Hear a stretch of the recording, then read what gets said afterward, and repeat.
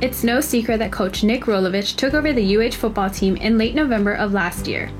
Despite this being his final year as a Rainbow Warrior, senior Steven Lakalaka, whom spent most of his career under Norm Chow, is looking forward to this season with his new coaching staff.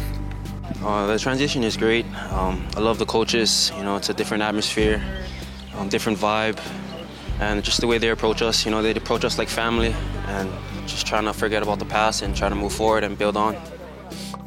Although he was injured last season, Lakalaka's work and dedication to this team has not gone unnoticed. Steven has seen a lot of football around here. He's been through a lot of practices. I think he's really desiring a positive year from this football team. I know he got hurt last year. It was a big loss from the team, but he brings a lot to the table. He's a great running back, great blocker, knows how to read everything.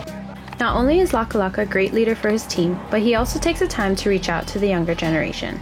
The boys from Palolo came over today, and Steven, he once grew up in Palolo, and so he gave a good talk to the kids that came over about, just staying positive and doing good in school, and they can make it out.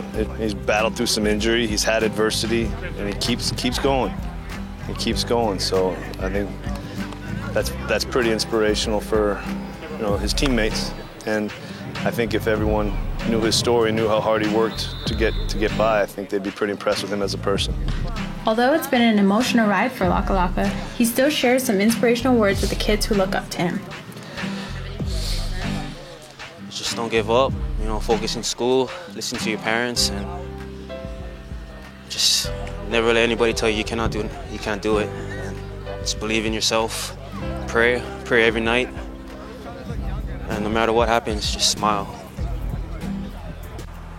I'm Kristen Wong, reporting.